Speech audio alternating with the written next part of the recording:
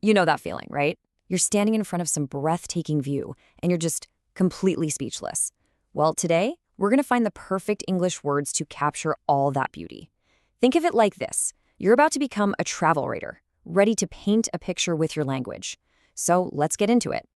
So imagine you're looking at a stunning landscape. Maybe you're on vacation, maybe just out for a walk, and you want to describe it, but the English words just aren't coming to you. If that sounds familiar, hey, you are in exactly the right place. We're about to fix that right now. Okay, so first things first, we've got to start with the basics. You can think of these as the fundamental building blocks for describing literally any landscape. We're talking about the nouns, the names for the big features you'll see, starting with land and water. So let's start on solid ground. You have a mountain. Think Mount Everest. It's a very, very high hill. Then you have a hill, which is kind of the same shape, just smaller and a whole lot easier to climb. In that low area in between two mountains or hills, yep, that's a valley. A forest, or sometimes we say a wood, is just a huge area packed with trees. And finally, a desert. That's a really dry, sandy place with almost no rain. Easy enough, right? These are the essentials for talking about land. All right, now let's get our feet wet. The gigantic body of salt water that covers most of our planet, that's the ocean, or the sea.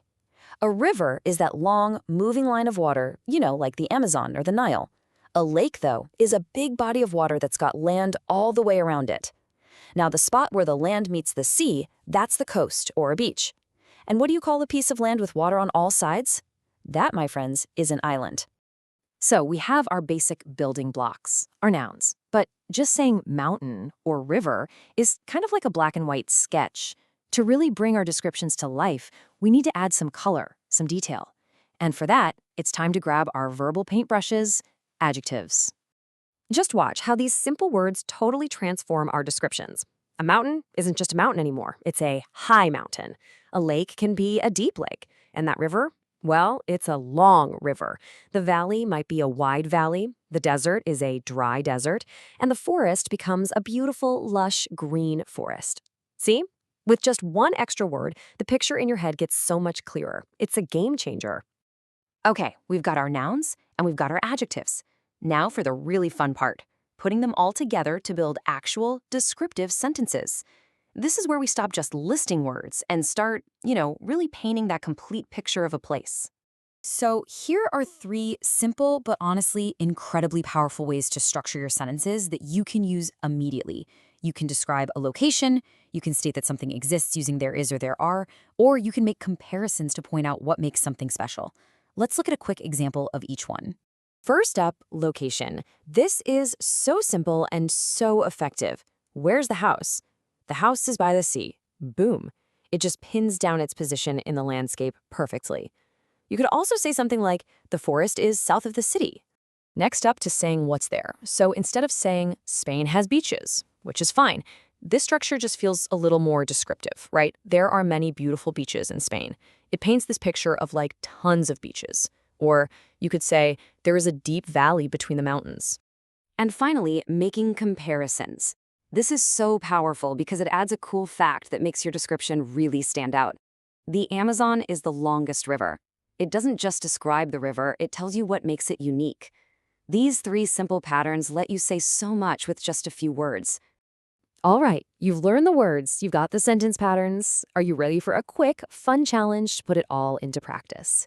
And hey, this is not a test. Just think of it as a fun, rapid-fire geography game to see what you remember. Let's do it. Okay, here's the first one. The Sahara is a very large and dry blank in Africa. What do you think? Take a second. It's a desert, of course. The most famous one in the world, probably. Awesome job if you got that. Okay, next one. All right, number 2. What is lower than a mountain and it's easy to walk up? What do we call that? You got it. It's a hill. Lower than a mountain, way easier to climb. Perfect. Let's keep this momentum going. Let's try this one. Great Britain is in what? Because it's got water all around it? That's it. It's an island. Any piece of land surrounded by water is an island. You're doing great. Just 2 more to go. We went swimming in the, because the water was very calm. Which body of water is known for being calm and having land all around it? The answer is a lake. Lakes don't have those big ocean waves, so they're usually super calm, perfect for swimming. Ready for the last one? And our final question. You can find millions of trees in a what? This one's easy. A forest, of course. Fantastic job. You absolutely aced our little geography challenge, and now you have all these great tools to describe the natural world with way more confidence. So, I'll leave you with a challenge. Just look outside your window, or think about your favorite place in nature. Now that you have the words, what story can you tell? What does the world actually look like where you live? Go on, give it a shot.